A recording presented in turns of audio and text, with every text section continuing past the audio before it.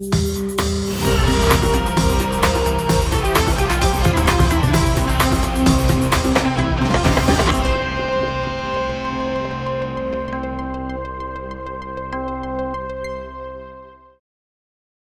acho que a força vem da sobrevivência, porque eu não quero para os outros o que eu recebi, entendeu? E eu quero que as outras pessoas sejam esclarecidas através do movimento de mulheres, através das escolas, através do dever cumprido do Poder Judiciário. Então, eu acho que se eu for ficar lamentando o que não é feito, eu vou sofrer muito mais do que eu estar na batalha.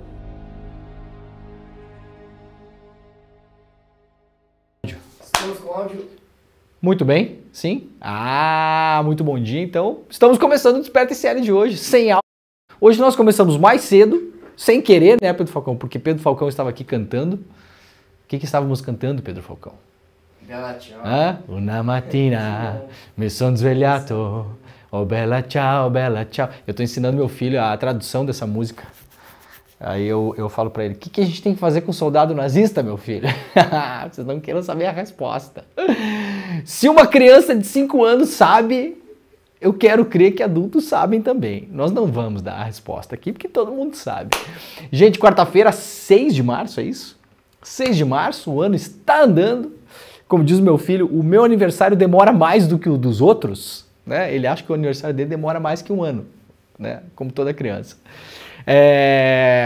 Muito obrigado pela companhia de todo mundo. O programa de hoje está cheio de notícias, a gente está com muita coisa mesmo, então vai ser um programa um pouco mais rápido hoje em termos de comentários das notícias. Claro que a gente vai dar o aprofundamento das notícias que importam aqui.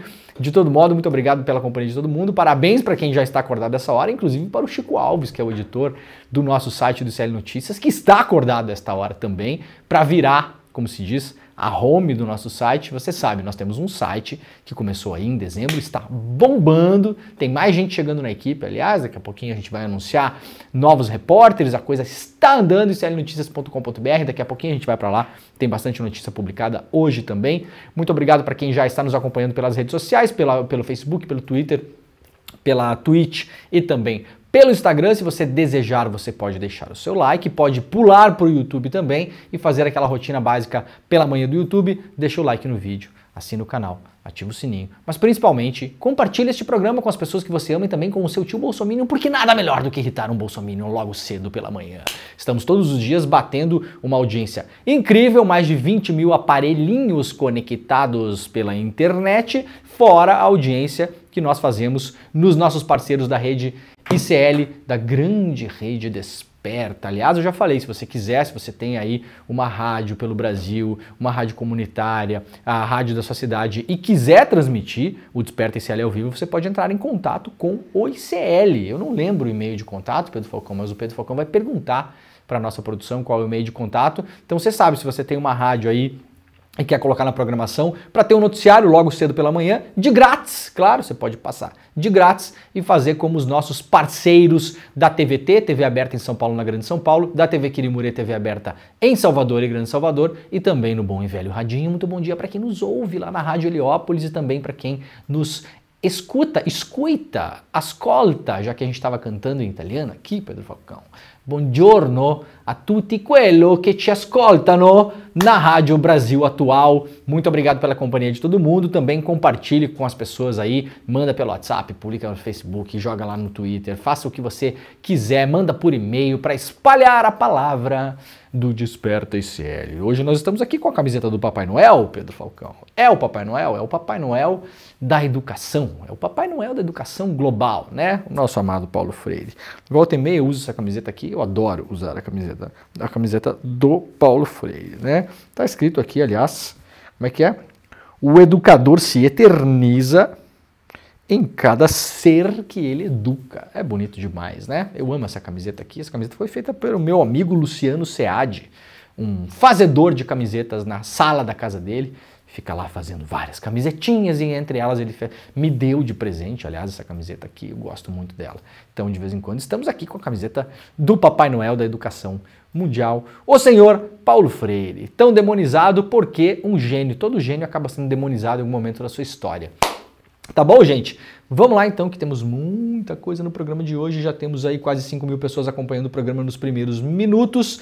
Bom, antes de mais nada, vocês viram aí que a gente colocou, estamos fazendo a semana toda isso, colocamos um vídeo no começo do programa, aquela pessoa entrevistada ali, para quem nunca viu, a gente fala muito da Lei Maria da Penha, mas muita gente não sabe que a Maria da Penha, ela existe de fato, né? Existe e deu uma super entrevista para o ICL, porque no domingo, às 8 horas da noite, próximo domingo, 8 horas da noite, teremos mais um evento incrível do ICL, que é sempre aquele tripé que nós falamos aqui, ao vivo, exclusivo e grátis. Domingo, ao vivo, exclusivo e grátis, estaremos com a Maria da Penha e também faremos um grande debate para colocar todas essas questões importantíssimas da luta das mulheres aí no mês de março agora, que é um mês super importante em relação a isso. E também o ICL está fazendo aqui um trabalho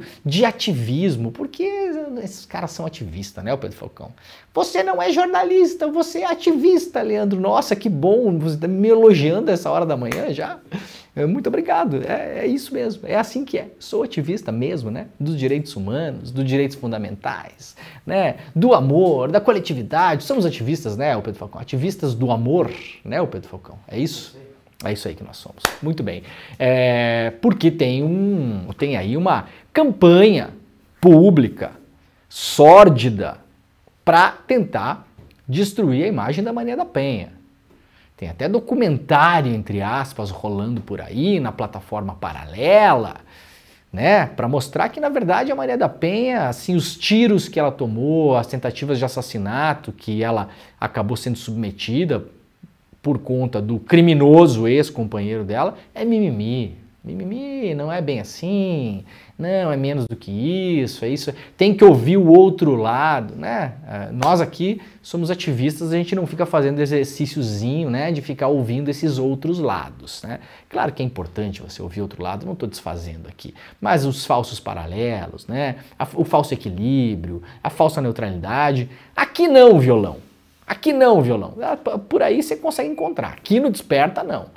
Aqui a gente não vai fazer a cafajestada de vamos ouvir a Maria da Penha durante 5 minutos, depois vamos ouvir o cara que tentou matá-la por 2 vezes por 5 minutos. Não, aqui não, violão, tá? Então a gente está fazendo também um esforço público de comunicação para manter a imagem dessa grande brasileira, dessa grande lutadora, desta grande mulher. Então olha só, você vai acessar o link agora, faz agora, gente, porque depois vocês esquecem, eu sei. Deixa aberto numa aba aí, e aí junto com as 450 mil abas que vocês têm abertos, vocês esquecem. Para não perder o evento, que é ao vivo, exclusivo e grátis, domingo às 8 horas da noite, acesse agora despertaicl.com.br, vai, agora. Vou ficar parado esperando. Sabe que Pedro Falcão no rádio não pode ficar quieto, porque senão a pessoa acha que o locutor morreu, né? Então, enquanto eu tomo meu café, Pedro Falcão, você pode cantar Bela Tchau para as pessoas não ficarem achando que eu morri? Vai, Pedro Falcão. Una mattina mi sono alzato, oh bella ciao, bella ciao, bella ciao, ciao, ciao. Esse programa é maravilhoso, né, Pedro Falcão? Isso aqui é uma várzea.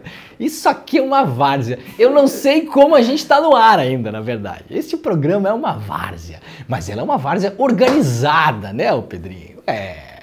Então, ó, inscreva-se para poder participar do evento, vai ser um evento importantíssimo para, além de tudo, um evento educacional, um evento de informação, um evento de emoção, um evento de amor, no fim das contas também, porque trata-se disso. Despertaicl.com.br, coloca o seu e-mail, você será avisado por e-mail do link para poder acompanhar no domingo ao vivo às 8 horas da noite, tá bom? Então vamos lá, porque Diga, sim. Não esqueça de dizer que é bom fazer denúncias. Sim, tem as denúncias também, eu falei sobre isso ontem, aliás, é uma coisa dramática que acontece, né? Quando nós começamos a divulgar o evento de domingo, muita gente está mandando para o ICL denúncias de violência contra a mulher, mandando nas nossas mensagens, no nosso grupo de WhatsApp, pelo nosso e-mail, se comunicando com o ICL. Gente, é importante que que essas denúncias sejam feitas. O Brasil tem um serviço que é o 180. Você pode pegar o seu celular e discar 180. 180. Pode ligar lá e ali tem todo o apoio, o amparo e as informações em relação a isso para você poder encaminhar isso psicologicamente, segurar a estrutura para fazer essas denúncias, que não é fácil, e poder encaminhar isso também junto aos órgãos policiais para pedir eventualmente medidas para cessar a violência e evitar o pior. Muitas pessoas estão entrando em contato porque são parentes, porque veem as coisas acontecendo dentro de casa, vizinhos, as pessoas olham, as pessoas veem, muitas vezes não sabem o que fazer. Então diz que para o 180, serviço 180, que lá tem todas as informações para você conseguir ajudar alguém ou se ajudar. Não é fácil dar esse passo. Não é fácil. As pessoas julgam muito. Ah, mas também a mulher, ela se submete, ela não toma nenhuma atitude. Por que não sai de casa? Bom, quem já viu dinâmica de violência familiar sabe que isso tudo é uma grande bobagem. Não é fácil, não é nada fácil. Demanda, e não é só coragem, porque a gente sequer pode acusar essas mulheres de falta de coragem. Não é só coragem, às vezes a mulher não tem os elementos necessários para conseguir fazer isso. Por que não sai de casa? E vai para onde? A pessoa vai sair de casa e vai para onde? E muitas vezes sai de casa e o companheiro, o marido, o agressor, vai atrás. Vai atrás, arrasta para casa de novo. Ameaça familiares. As pessoas que estão em volta, elas não querem se meter, porque as pessoas têm medo. Muitas vezes é difícil, inclusive, acolher essa mulher, porque as pessoas têm medo mesmo. Aí sai dali e vai para um abrigo. Gente, vocês imaginem a violência que é você sair da sua casa e ir para um abrigo. Muitas dessas mulheres, pela dinâmica da violência, inclusive, elas são propositalmente submetidas financeiramente ao agressor, que não as deixa trabalhar, que não permite que elas saiam de casa. Então são pessoas que muitas vezes estão sem opção. Você não julga uma pessoa que está sem opção. Quem puder ajudar da melhor maneira possível, ajude sempre. Principalmente se você não tem os caminhos. Repetindo, 180 é um número para denúncias em relação à violência contra a mulher, tá bom? A gente está falando isso porque está realmente chegando muita coisa para a gente aqui do ICL e infelizmente a gente não tem os meios e nem somos a autoridade legal para fazer isso. A gente não tem muito o que fazer nesses casos. Então encaminhem essas denúncias. Beleza? A gente se vê domingo lá, despertacl.com.br é o link para você se inscrever no evento que vai acontecer às 8 horas da noite ao vivo. Vamos lá, a chuva alaga ruas do centro de São Paulo e coloca a cidade em estado de atenção. Um homem de 42 anos que teria caído em um córrego na Zona Sul está desaparecido, segundo os bombeiros. Então muita atenção, São Paulo aí, porque o tempo não deve melhorar nem entre hoje e amanhã. Então, aquilo que eu sempre falo, quem está voando pelo Brasil e precisa fazer escala em São Paulo, que é cada vez mais comum. Aliás, hoje eu li uma notícia que a Azul pode fazer uma proposta para comprar a Gol. Então, além da gente ter só 3 companhias no Brasil hoje, vai ter 2 a princípio. Tem umas menores, né? Mas assim, das grandes, corremos o risco aí das 3 que já é pouco virar 2. Aí sim vocês vão ver, né? Você vai querer voar para qualquer lugar, vai ter que parar em São Paulo a toda hora. Então é importante a gente dar aqui notícias sobre o clima de São Paulo. Cidade do Acre planeja mudar de lugar após nova cheia atingir 75% de sua área, publicada lá no UOL pelo Carlos Madeiro. Isso aqui a gente mostrou ontem aqui também. A cidade de Brasileia, no Acre, na fronteira com a Bolívia, junta os cacos após a maior enchente que enfrentou em sua história entre o final de fevereiro e o início deste mês. Ruas, casas e prédios públicos todos cobertos pela lama. A nova cheia atingiu 75% na área do município, algo que nunca aconteceu em 100 anos de história. A cidade é fundada em 1910, segundo a prefeitura. Até a zona rural foi atingida, o que não era comum lá naquela região. Infelizmente, essas mudanças climáticas não são mais fenômenos de longo espaço de tempo. Praticamente todo ano uma cheia virou realidade. Eu não queria dizer isso, mas é a 4ª enchente em Brasileia em 12 anos e cada uma vem em proporção maior do que a anterior, disse a prefeita da cidade, a Fernanda Hansemann. Então agora a ideia é tirar as edificações existentes hoje da área alagável e transferir basicamente a parte da cidade para outro lugar. Isso aqui é um exemplo mínimo do que pode acontecer no mundo nas próximas décadas. Estamos avisando, aliás, quase que cotidianamente aqui. Olha, falando em Maria da Penha, vamos lá pelo iclnoticias.com.br, só 24% das brasileiras têm conhecimento sobre a Lei Maria da Penha. Então vejam só como as coisas funcionam, né, gente? Você fala Maria da Penha hoje é aquela coisa clássica assim, é o todo mundo conhece. Ah, a Lei Maria da Penha, todo mundo conhece. Possivelmente todo mundo no Brasil, todo mundo aí, entre aspas, né? Já ouviu falar em algum momento da Lei Maria da Penha, mas o conhecimento sobre os seus direitos de fato é mínimo entre a população. É baixo, gente. Vejam só, uma lei que existe já há um bom tempo, está sempre na imprensa, Maria da Penha está sempre na imprensa. Mesmo assim, o conhecimento de fato, porque informação não é conhecimento. Esse é o grande nó que a gente tem que desatar e a gente tenta desatar aqui no ICL todos os dias.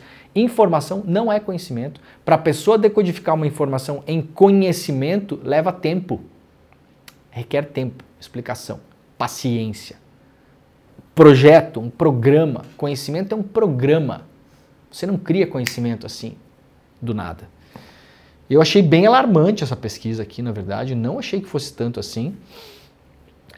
Apenas 2 em cada 10 mulheres afirmam que são bem informadas em relação aos mecanismos da Lei Maria da Penha, destinado a coibir e prevenir a violência doméstica e familiar. Outro dado preocupante é a subnotificação de crimes.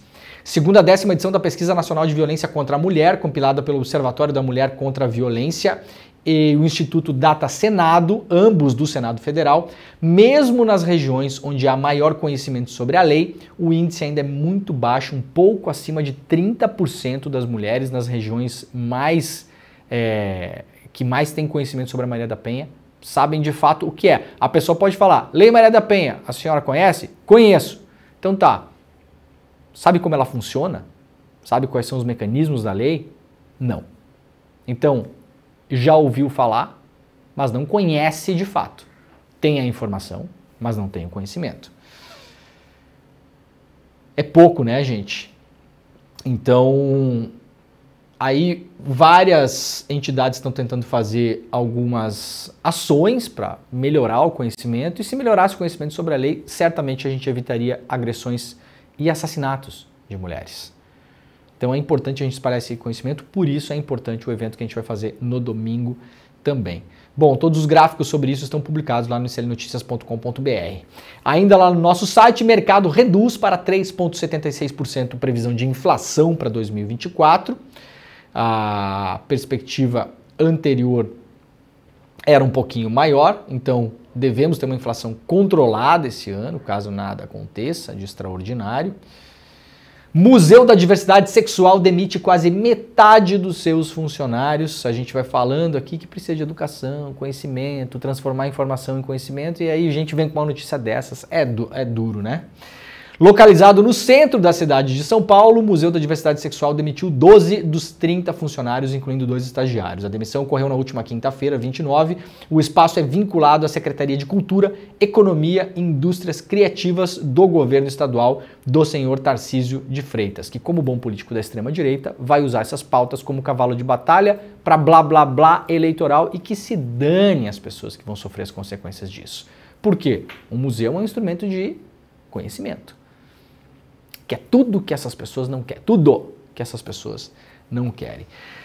De acordo com os ex-funcionários, as áreas de educação e museologia ficaram sem nenhum profissional. Os demitidos revelaram ao site G1 que a sobrecarga de trabalho era habitual mesmo antes dos cortes. O museu, segundo profissionais, justificou as demissões sob a alegação de baixo orçamento para 2024, responsabilidade do governo do estado de São Paulo. Para os ex-funcionários, no entanto, a demissão veio como uma forma de sufocar a memória institucional do museu. Bolsonaro pede ao STF acesso aos depoimentos dos comandantes militares. Os ex-comandantes do Exército, Marco Antônio Freire Gomes, e da Aeronáutica, Carlos Batista Júnior, falaram à PF, a Polícia Federal, na semana passada por horas. O depoimento do Freire Gomes teria durado cerca de 8 horas, teria respondido a mais de 300 perguntas da Polícia Federal.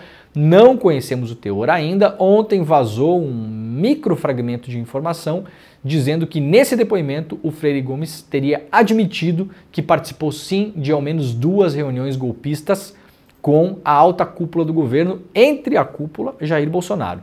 Em uma reunião estava Jair Bolsonaro, na outra estaria o Paulo Sérgio Nogueira, que era o então ministro da Defesa. Nessas reuniões foram apresentadas as tais das minutas do golpe para os comandantes do Exército. Então, se isso não é organização de golpe militar, meus filhos, minhas filhas, não sei mais o que é.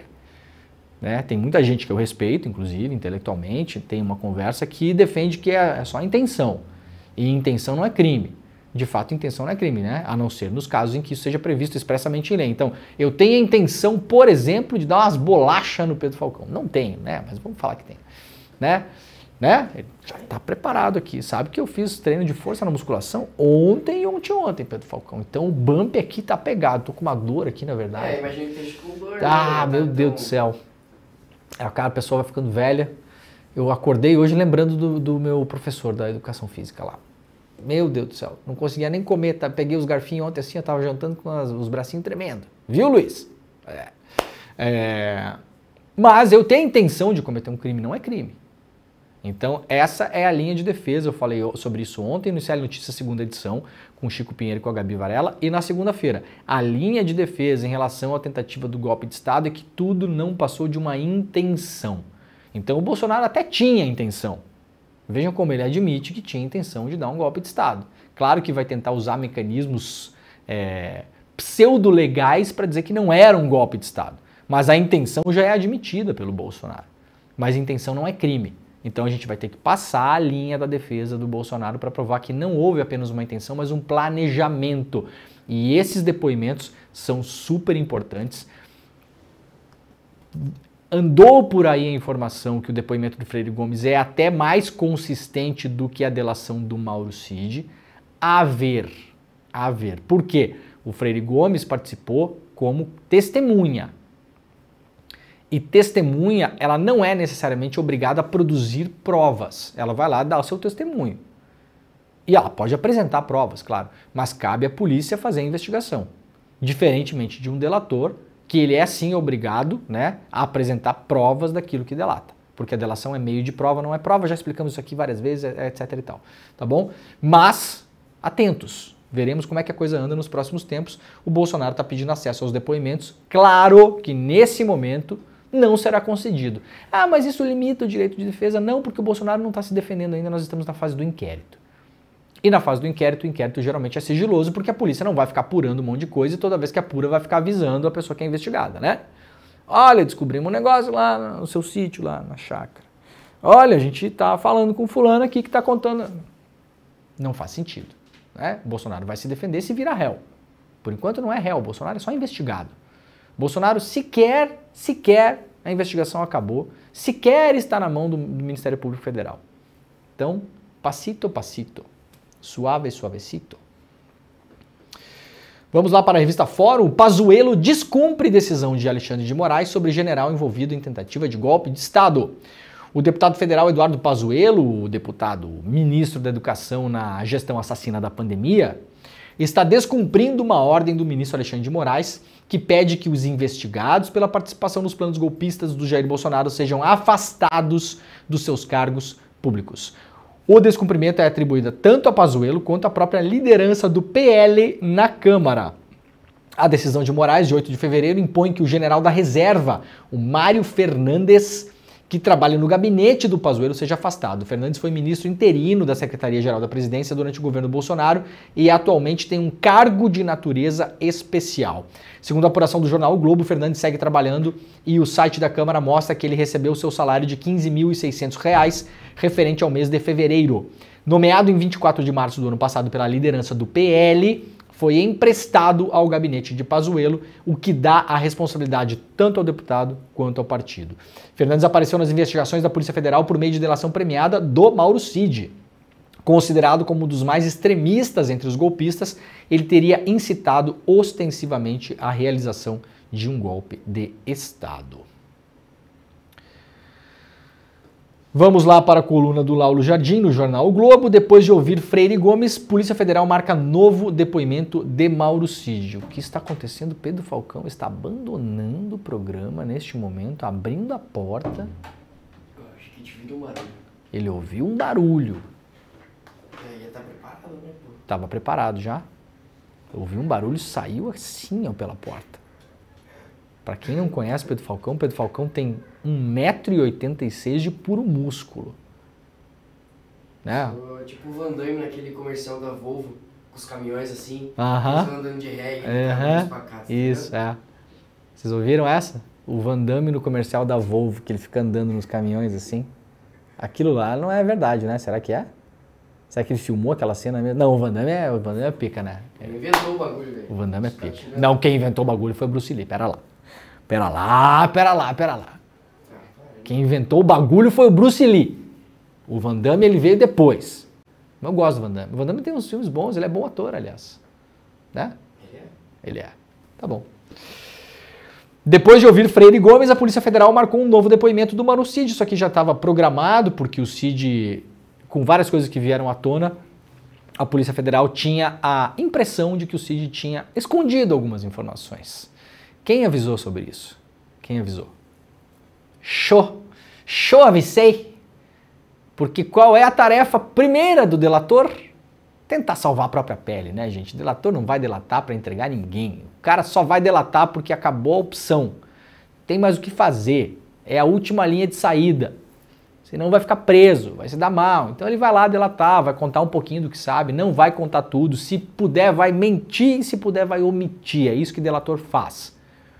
O delator entra na delação e na cabeça dele vem uma história que ele precisa contar, que tenha credibilidade, sobre a qual ele possa apresentar provas, mas ao mesmo tempo que gere o mínimo de dano possível para ele e para os comparsas. Tá bom? Então o delator, esse é o trabalho do delator.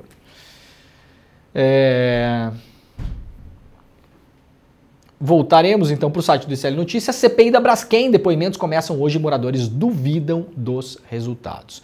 A CPI da Braskem ouve nesta terça-feira, 5 de março, as primeiras testemunhas convocadas pelo colegiado para explicar a origem do abalo que levou ao deslocamento de mais 60 mil moradores em 5 bairros de Maceió, nas Alagoas. O tremor de terra que deixou claro o risco que a mineração de salgema representava um risco para a população completou 6 anos esta semana e ainda hoje os moradores da cidade buscam respostas, indenização e explicação para os contratos que a empresa fechou com algumas autoridades, sem ouvir os que foram e ainda estão sofrendo as consequências da extração no subsolo da cidade. Bom, começa lá a CPI, última CPI que tivemos no ano passado sobre uma empresa privada no Brasil. Qual foi?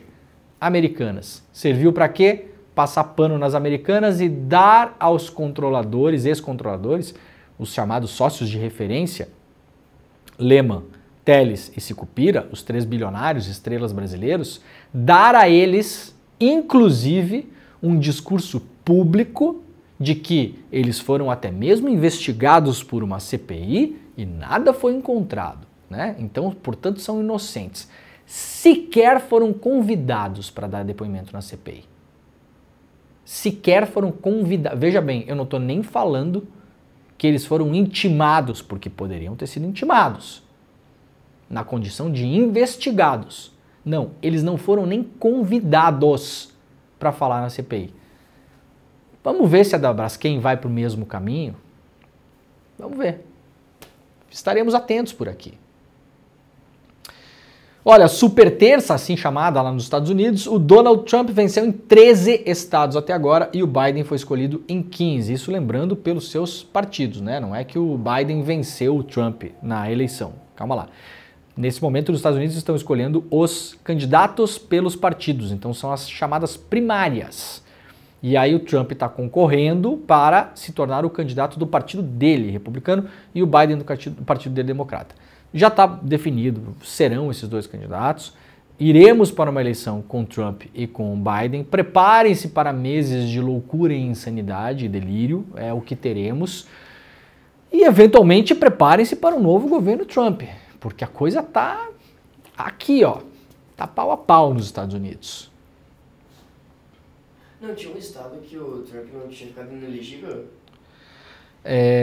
Sim, mas isso não o tira. Aliás, nessa semana a Suprema Corte decidiu que ele pode concorrer. Então, tá candidato pleno. Candidato pleníssimo. Aliás, pela regra nos Estados Unidos, pode concorrer até preso, sabia? Pode concorrer preso. Pode assumir, vejam que beleza.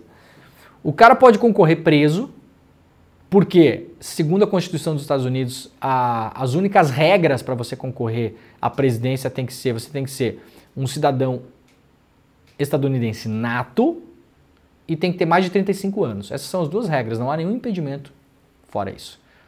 Claro, tudo a ser discutido eventualmente numa Suprema Corte e tal, mas pela Constituição não há impedimento. E não há nos Estados Unidos, como a gente tem aqui, por exemplo, a lei da ficha limpa, essas coisas todas, não existe. Então, se o cara tem, ou a mulher, 35 anos mais e nasceu nos Estados Unidos, pode concorrer, qualquer pessoa. Ah, super democrático. Tudo bem, aí você pode ter lá o cara que cometeu um mass shooting lá numa escola, matou 15 pessoas e vai concorrer à presidência dos Estados Unidos.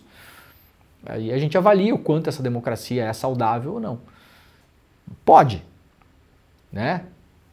Claro, de novo, pode ter interpretações do Supremo Tribunal Federal lá, da Suprema Corte e tal, não sei o quê. Pela Constituição é assim. E se o Trump ganha, o Pedro Falcão, e é condenado, ele pode se auto-perdoar em crimes federais. Sabia? É sensacional, né? Grande democracia do mundo. O cara ganha, vai lá e se auto-perdoa, se concede uma auto-indulgência para crimes federais, tá? Não para crimes estaduais. É uma beleza, né? Empresas com sede em imóvel vazio obtiveram 92 milhões de reais da Prefeitura de São Paulo. Uma série de matérias está sendo publicada pelo UOL essa semana, pelos repórteres Pedro Canário, Tiago Erdi e Rafael Neves. O Rafael Neves, aliás, trabalhou comigo lá no Intercept, grande figura, grande pessoa, excelente repórter. Os outros também são, claro, mas o Rafael Neves eu tenho uma proximidade maior. Duas empreiteiras familiares, a DB Construções e a Tirante Construções, que tem como sede um imóvel vazio na zona norte de São Paulo, assinaram contratos emergenciais de 92 milhões e meio de reais com a Prefeitura de São Paulo para executar obras emergenciais também, claro, entre 2021 e 2023. As construtoras foram constituídas por membros das mesmas famílias, a família Dutra Rodrigues e a família Duque Buono. Juntas têm capital social somado de 3 milhões e meio de reais. Não há registro de contratos vultuosos entre os municípios e as duas empreiteiras anteriores a 2021. O UOL está investigando isso, desde segunda-feira publica matérias em relação a isso, contratos milionários com empresas literalmente de fundo de quintal, o que é muito suspeito. Contratos emergenciais com empresas que até ontem eram nada. Vocês estão vendo aqui, duas delas ficam num imóvel vazio, sequer sede tem. Vocês imaginam, você vai na sede de uma empresa, a empresa tem 100 milhões de contrato com o poder público, você chega lá, não tem nada. Esquisito, né? O prefeito de São Paulo aí, o senhor Nunes, né? É bastante esquisito. A reportagem do UOL publicada na segunda-feira identificou indícios de combinação entre as empresas convidadas para 223 dos 307 contratações de emergência na gestão do Ricardo Nunes. Os valores com indícios de combinação somam 4,3 bilhões de reais, ou seja, 87% do total contratado emergencialmente para obras no período. A prefeitura nega irregularidades e diz que o UOL faz ilações. Então seria importante a prefeitura explicar. O Ricardo Nunes, prefeito de São Paulo, que aliás concorre à reeleição agora, poderia ir para a sede vazia dessas duas empresas hoje lá fazer uma visita à empresa, então. É uma empresa tão importante assim? É uma empresa importante para São Paulo, está ajudando São Paulo com obras emergenciais para evitar as enchentes e isso e aquilo. Então, Ricardo Nunes, sugestão, o senhor faça um evento político lá na sede da empresa hoje, a sede vazia. Será que os executivos vão estar lá para receber o senhor? Será que tem uma salinha para receber o senhor para o senhor tomar um café? O UOL foi lá investigar e falou que o lugar está vazio. Então o senhor pode provar que o UOL está fazendo ilações. Sempre sobra para o jornalismo, né? Parabéns para o Pedro Canário, Tiago Erdi e Rafael Neves. Sempre sobra, assim, na dúvida, bota a culpa no jornalista. O STJ cogita mandar prender o Robinho por estupro. Traz aqui informação a Carolina Brígido. Lembrando que o Robinho é condenado em definitivo, como se diz no futebol, na Itália, pela Corte di Cassazione, que é a Corte Suprema Italiana. Está condenadíssimo. O Robinho, se botar o pé na área de Schengen na Europa, vai preso. Condenado. A gente não precisa ter nenhum senão, mas Robinho é para a justiça italiana um estuprador. E está no Brasil aí, livre, leve e solto. Ele pode ser alvo de uma ordem de prisão expedida a partir do próximo dia 20, data em que o Superior Tribunal da Justiça determinou para decidir se a sentença italiana contra o atleta será homologada. O Robinho foi condenado em 2017 pela Justiça italiana. O julgamento será realizado na Corte Especial do STJ, formado por 15 ministros mais antigos do tribunal. A presidente dessa corte, a Maria Tereza de Assis Moura, só vota em caso de empate, então os votos são 7-7. Pode dar um empate de 7 contra 7. Segundo ministros da Corte Especial consultados pela Carolina Bride, do lado UOL, em caráter reservado, a tendência é que a sentença seja homologada, ou seja, validada para o cumprimento da pena do Brasil. Digo mais, não há motivo nenhum para que ela não seja homologada. Se um cidadão brasileiro comete um crime num país estrangeiro, é condenado num país estrangeiro e está no Brasil no momento em que deveria cumprir a pena lá, Daniel Alves, por exemplo. O Daniel Alves está preso porque não saiu da Espanha a tempo. Se o Daniel Alves tivesse saído da Espanha, ele estaria livre no Brasil hoje. Livre. Por quê? Ele foi condenado, aliás, em primeira instância, ela vai recorrer agora. Agora, se a condenação é definitiva e não há mais nenhuma chance de recurso, se o crime pelo qual a pessoa foi condenada num país estrangeiro, ele é previsto na nossa legislação, ou seja, estupro é crime na Espanha, crime na Itália, crime no Brasil, e os países têm acordo de cooperação, via de regra, porque justiça é que nem tarô também às vezes, né? Você joga a carta lá, não sabe o que vai acontecer. Via de regra, a pessoa tem que cumprir a pena no Brasil também. Se a pessoa é condenada por um crime que acontece num país estrangeiro, mas esse crime não é previsto na legislação brasileira, aí não. Aí é um outro caso. A pessoa foi condenada num país lá pelo crime, sei lá o quê, uma mulher está num país X que mulher não pode beber álcool. Exemplo, tá? E ela sofreu uma condenação nesse país.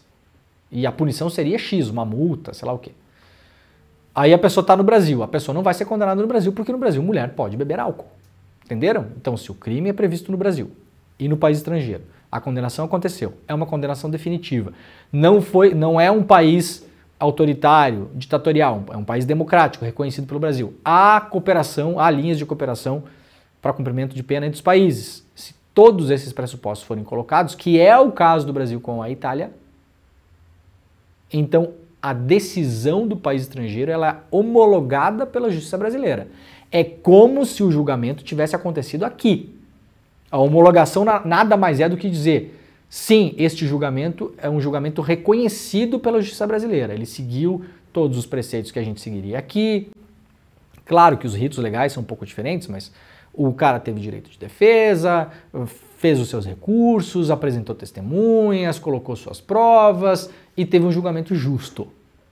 Então teremos muito possivelmente aí o Robinho preso no Brasil ainda no mês de março. Essa é a expectativa, pelo menos a expectativa do começo, né, desse julgamento aí no dia 20 de março.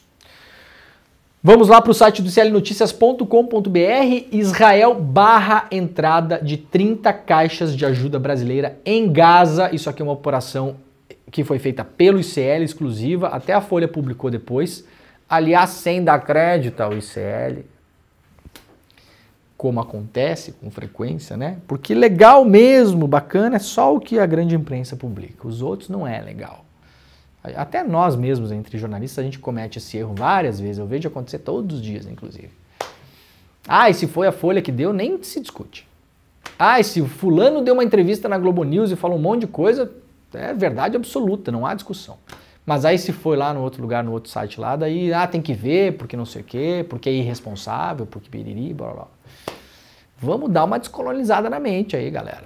Vamos abrir um pouco, né? Vamos abrir. O ICL é uma empresa de jornalismo independente. Ou a gente se coloca do lado dos independentes que estão tentando criar um novo ecossistema de imprensa, com todas as suas qualidades e os seus defeitos, que podem e devem ser apontados, mas a gente não pode usar uma balança assim.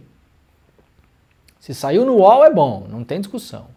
Se vem um plantão do Jornal Nacional, é como se estivesse escrito na Bíblia. Ninguém bota em discussão. Sai replicando a informação, nem pensa duas vezes. Ah, mas se saiu lá no DCM, na revista Fórum, no 247, na Intercept, na Agência Pública, na Ponte, no Marco Zero, na revista Asmina, aí tem que ver, aí não sei. Vamos lá, né? A gente está jogando contra a própria casa, porque nós também somos aqui um veículo independente. Então, se essa lógica vale para os outros, ela vale para a gente também. E aí a gente não pode reclamar quando muitas empresas não dão crédito porque a gente publica e apura no site do ICL, porque a gente está defendendo essa própria lógica. Vamos ter cuidado com isso. Né? Então, informação exclusiva publicada aqui pelo ICL Notícias, antes da Folha, que não deu crédito para a gente, assinada pelo Chico Alves, que eu sou testemunha, estava acordado às 6h45 da manhã, acordado e falando, porque me mandou 2 áudios. 30 caixas contendo filtro de água e freezers enviados pelo governo brasileiro para a população de Gaza, que passa por uma crise humanitária causada pelos ataques de Israel, foram barradas pelo exército israelense e estão sem uso em um galpão na cidade egípcia de Rafah. Além do material do Brasil, também há 370 caixas com ajuda enviadas pela França, Arábia Saudita, Singapura, Alemanha, Kuwait e Itália. Isso inclui comida também. A gente está falando aqui do Brasil, filtro de água e freezer para resolver um dos principais problemas de Gaza hoje, que é água. Justamente água.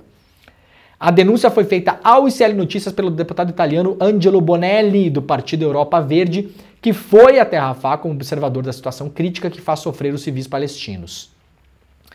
A 20 quilômetros do Válico de Rafah, na entrada de Gaza, existe um depósito da Cruz Vermelha onde está armazenada a ajuda humanitária rejeitada pelo exército israelita, acusa o deputado Bonelli.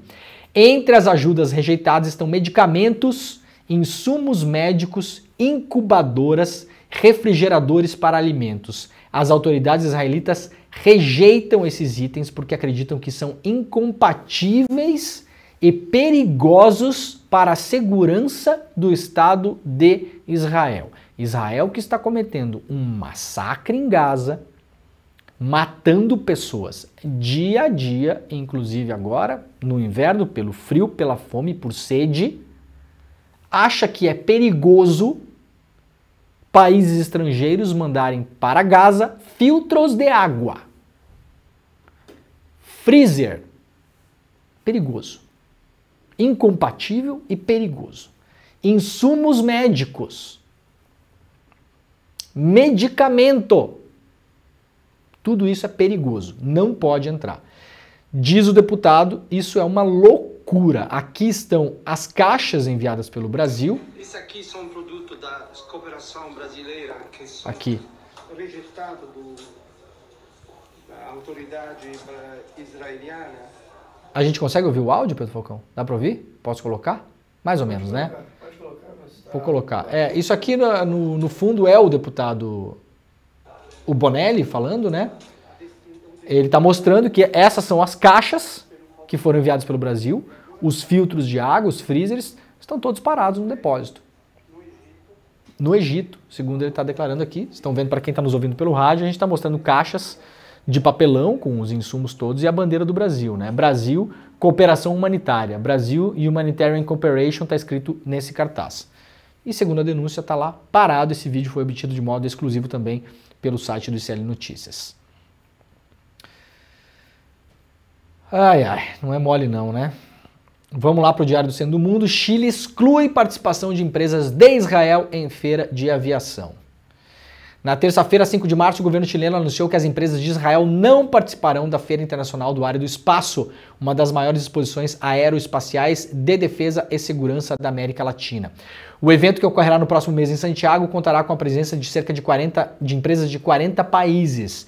O Ministério da Defesa chileno comunicou brevemente que a decisão de excluir as empresas israelenses foi tomada pelo governo do Chile, sem fornecer detalhes adicionais, até porque não precisa. O presidente Gabriel Boric tem expressado críticas à guerra na faixa de Gaza, desencadeadas após o ataque do Hamas. Bom, tá aqui o Boric, então, proibindo as empresas israelenses de participarem dessa feira, lembrando que a indústria da guerra é uma das principais indústrias que compõem o PIB de Israel. Maioria dos estadunidenses defende fim do envio de armas a Israel, aponta uma pesquisa publicada hoje aqui pelo Brasil 247. Uma pesquisa realizada pelo YouGov, comissionado pelo Centro de Pesquisa Econômica e Política do CEPER, revelou que a maioria da opinião pública nos Estados Unidos defende o fim do envio de armas para Israel. Segundo o levantamento, 52% dos entrevistados concordam que o governo dos Estados Unidos deveria interromper os envios de armas para Israel até que o país cesse seus ataques a Gaza. Esse resultado reflete uma divisão partidária marcante, com 62% dos eleitores que votaram no Biden apoiando que os Estados Unidos parem de enviar armas para lá, enquanto 14% discordam. Por outro lado, entre os eleitores do Trump, só 30% concordam com a interrupção do envio. Na média, portanto, temos 52%. Mas notem, as pessoas que votaram no Biden, 62% diz, para de mandar arma para Israel. Das pessoas que votam ou votariam no Trump, só 30% querem que os Estados Unidos parem de mandar armas para Israel. Curioso que ontem o Trump, num comício que ele fez, depois da Super Terça, ele falou que o Biden é o responsável pelas guerras que acontecem no mundo. O que é verdade, aliás. O que é verdade. É um dos responsáveis. É um dos que se beneficia das guerras, da Ucrânia, de Israel, todas essas. Agora, entre os eleitores do Trump, só 30% querem que a guerra pare, porque eles querem que os Estados Unidos continuem mandando arma para Israel. Vamos lá para a Folha de São Paulo. Justiça manda governo pagar 150 mil reais à família de preso político durante a ditadura. O Tribunal Regional Federal da Terceira Região aceitou um recurso apresentado pelo MPF e restabeleceu a decisão que condenava a União a pagar indenização de 150 mil reais por danos morais à viúva de Antônio Torini, ex-funcionário da Volkswagen, que foi preso durante a ditadura militar. Ainda cabe recurso, o Torini foi preso em 72 e permaneceu detido no Departamento de Ordem Pública e Social, o DOPS, por 49 dias em São Paulo, incomunicável, segundo os advogados de defesa da viúva, Livonete Aparecida Torini. O ferramenteiro da Volkswagen fazia parte do movimento pela antecipação do proletariado. Além de acordo com os investigadores, com os defensores, ele voltou a ser preso em 74 e seu nome figurou na lista suja elaborada por empresas e enviada ao governo, o que impossibilitou que ele conseguisse um emprego formal. Torini ficou desempregado até 1998, ano de sua morte. Lembrando que as empresas privadas, inclusive as estrangeiras, que estavam e muitas estão instaladas no Brasil até hoje, foram parceiras da repressão na ditadura militar. A Volkswagen foi uma delas, a Fiat foi outra. Eu publiquei, junto com colegas, uma reportagem em 2018 mostrando que a Fiat tinha cerca de 150 espiões dentro da fábrica em Betim, em Minas Gerais, que eram comandados por um militar que tinha uma sala dentro da Fiat para espionar o movimento operário na Fiat, fichar os operários e entregá-los nas mãos da tortura, da ditadura militar, do desaparecimento e da morte. Essas empresas no Brasil, a Fiat pelo menos, nunca foi punida pelos crimes que cometeu. Para as pessoas que gostam muito de demonizar a empresa pública, né? Empresa privada é tudo bonitinho, né, Pedro Falcão? É tudo lindo, não tem gente roubando, não tem corrupção, não tem criminoso. 150 espiões dentro da fábrica da Fiat, comandados por um militar que fichavam os funcionários para debelar as greves e entregavam vários deles na mão da tortura, do desaparecimento e da morte. Empresa privada. Tudo bem, privado pode. Privado está liberado no Brasil. Ninguém vai fazer protesto contra isso, né? A matéria foi publicada na época pelo Intercept. Se vocês quiserem dar um Google depois aí, coloquem Fiat Espiões Intercept ou Fiat Espiões Leandro Demore, vocês vão achar a matéria super completa, incrível. A gente teve acesso através da Janaína César, que é uma super repórter brasileira que vive na Itália há muitos anos. A Janaína César, na época, ela conseguiu acessar os arquivos da Fiat em Torino, na Itália, E aí lá nós acessamos todas as fichas que tinham, o nome dos espiões, o nome do chefe da espionagem, tudo a gente conseguiu lá os documentos em Torino. Depois a gente terminou a investigação no Brasil e publicou a matéria. Se eu não me engano, essa matéria foi até premiada na época, eu não lembro mais. Muito bem. Pessoal, olha só, a gente está com 19.225 pessoas online. Pedro Falcão, faça uma conta rápida no seu celular, porque eu preciso deste número agora. 20 mil menos 19.225. Quanto que dá isso? Não dá 775? 775. Então faltam 775 almas para a gente bater 20 mil pessoas no programa. Estamos batendo 20 mil pessoas no programa todos os dias, aliás. Essa é a nossa audiência só pela internet. Acertou a conta de cabeça? Acertei de cabeça. Ah, isso é porque acordou cantando Bela Tchau, cara. A vida fica melhor, né? Então, gente, chama aí os amigos, manda o link no Zap. Por favor, vamos lá. A gente precisa crescer a audiência. Esse ano tem eleições, a gente está combatendo contra gigantes. Essa é a verdade, gigantes da comunicação, empresas que têm muitos milhões investidos, que vão fazer uma cobertura da eleição daquele jeito, vocês sabem. Vocês sabem. Então a gente precisa crescer, tá bom? Compartilhe este programa, por gentileza. Olha, o STF volta hoje a julgar a descriminalização do porte de drogas para uso pessoal. Meu Deus, Leandro, vão liberar a maconha. Não! Tá? Não entra nessa loucura aí. Não é isso. Bom se fosse, né? O Pedro falou. Bom se fosse, seria uma ótima notícia, mas não é. Tá bom? E olha que eu nem fumo maconha, não é nem interesse pessoal meu, né? Até tenho amigos, né, Pedro Falcão? Até tenho amigos. Eu não quero falar nada, né? Tem amigos que gosta, né? Iniciado em 2015 em paralisado em 3 ocasiões, o julgamento sobre a descriminalização do porte de drogas para uso pessoal retorna ao plenário do STF nesta quarta-feira, com possibilidade de o tribunal hoje já formar a maioria para validar a medida apenas em relação ao uso da maconha.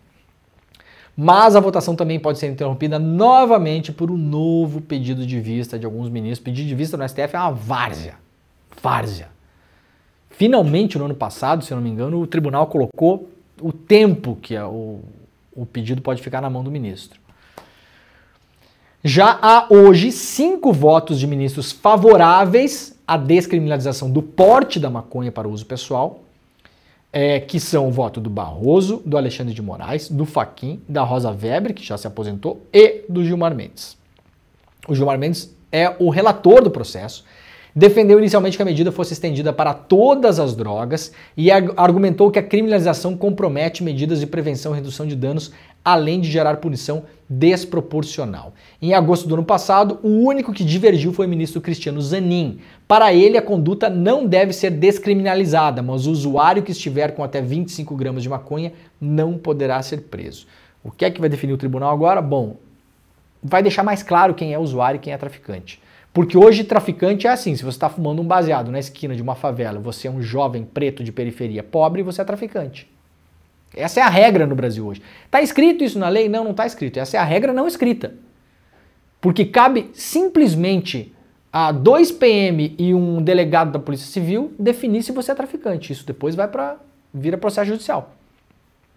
Então cabe da cabeça das pessoas ali, com todos os seus preconceitos, definir quem é traficante ou não. Se você está fumando o mesmo baseado, mas você é branco, está na praia do Leblon, domingo de tarde, vendo o pôr do sol no Morro dos Irmãos, você é usuário.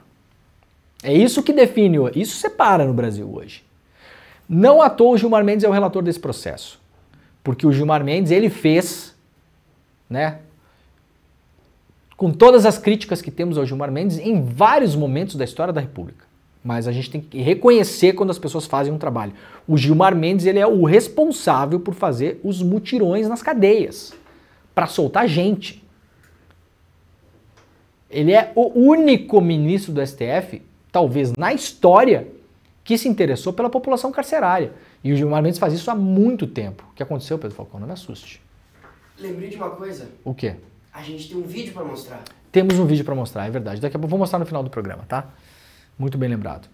Então, o Gilmar Mendes, ele é uma pessoa interessada pela população carcerária. Esses mutirões, viagens pelo Brasil inteiro, indo de cadeia em cadeia, para ver que tinha gente presa lá há 5, 6, 7 anos que já deveria estar solta, 10 anos, 12 anos, 20 anos, que não conseguia constituir advogado, que já tinha medidas para ser solto, que não era solta. Então, o Gilmar Mendes entende que a condição do cárcere no Brasil está intimamente ligada à produção de presos que a gente faz, muito por conta dessa lei das drogas. Lei das drogas, aliás, aprovada durante o governo Dilma, para a gente deixar bem claro aqui. Então, hoje a gente vai elogiar o Gilmar Mendes e criticar a Dilma. Veja só que coisa, como a vida é bela, né? Essa lei antidrogas é uma lei do PT, na época do PT. Ela explodiu o número de pessoas presas. Jovens, negros, pobres, periféricos. É basicamente a pessoa que vai presa por conta de drogas no Brasil. Se a pessoa é branquinha e está envolvida em tráfico de drogas, vira o quê? O pessoal conhece a Barbie do tráfico, né? O Ken da maconha artesanal, vira esses apelidos que a imprensa dá. Então veremos para que lado vai, mas a tendência é de que haja aí um melhor entendimento sobre essa lei e torcemos para que isso ajude definitivamente a mandar menos jovens, negros, pobres, periféricos para a cadeia porque tá fumando um baseadinho na esquina. Tá bom? Tomara, né? Vamos rapidamente então para as últimas notícias do programa. Não vamos liberar a maconha, diz o Barroso, falou isso para a Frente Evangélica, porque obviamente já estão espalhando um monte de notícia falsa que o Lula vai liberar a maconha para o seu filho de 5 anos. Não vai, tá, gente? Não vai. Tenho até preguiça de ter que desmentir esse tipo de coisa. E tem mais alguma coisa aqui, barará, deixa eu ver, decreto, ABIN, eu acho que é isso.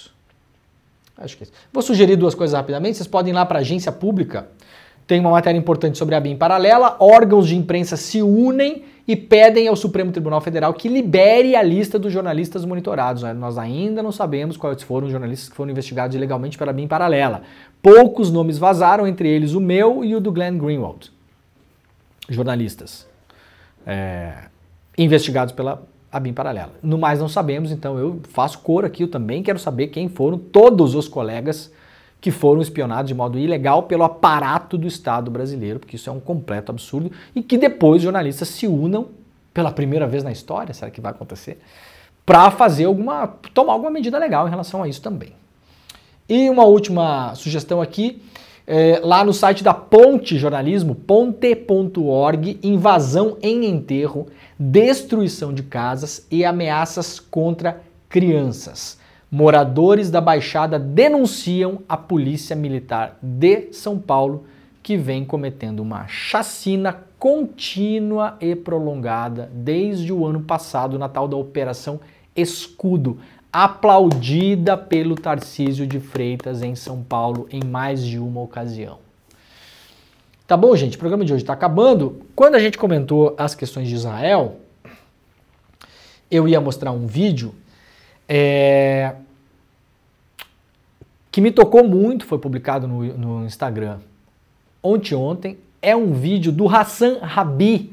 O Hassan Rabi, vocês lembram, foi entrevistado pela Heloísa Vilela aqui, um palestino que vive no Brasil, tem família brasileira, tinha ido a Gaza para o casamento da irmã e antes do casamento aconteceram os ataques de Israel em Gaza. Ele acabou ficando preso lá por vários dias, conseguiu sair de Gaza, foi trazido ao Brasil pelo governo brasileiro, está no Brasil hoje em segurança, sofreu várias ameaças depois, porque teve gente que espalhou uma mentira de que ele era ligado ao Hamas, assessor de imprensa do Hamas, gente que não tem coração, né?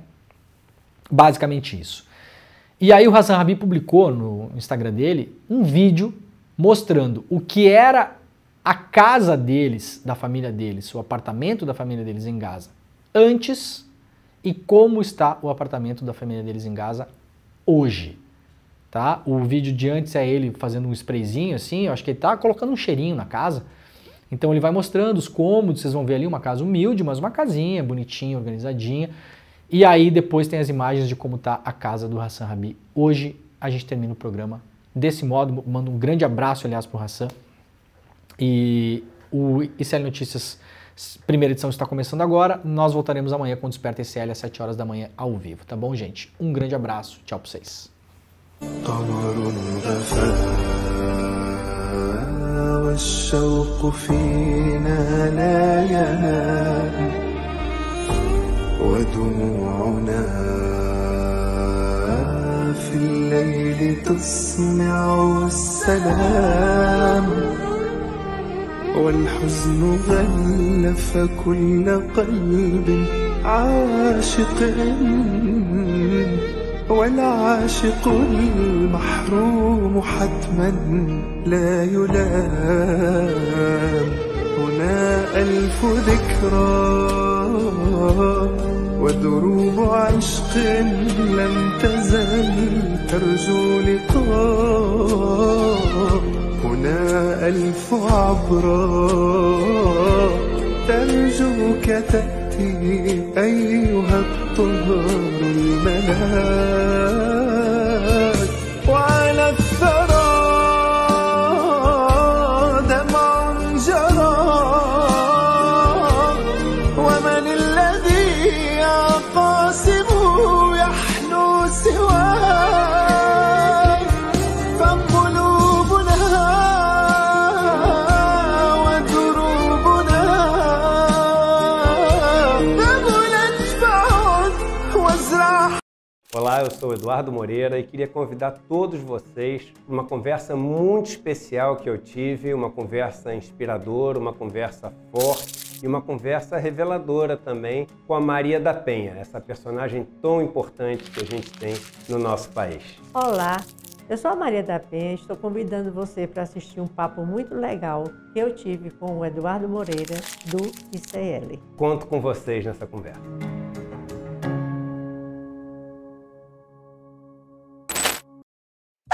Nessa quarta-feira, o Em Detalhes entrevista a Margarete Brito, que é fundadora e diretora da APEP, Apoio à Pesquisa e Pacientes de Cannabis Medicinal. Hoje, o Supremo Tribunal Federal discute o porte de maconha para consumo próprio, inclusive falta um voto só pela descriminalização. É hoje às 10h30, não perde.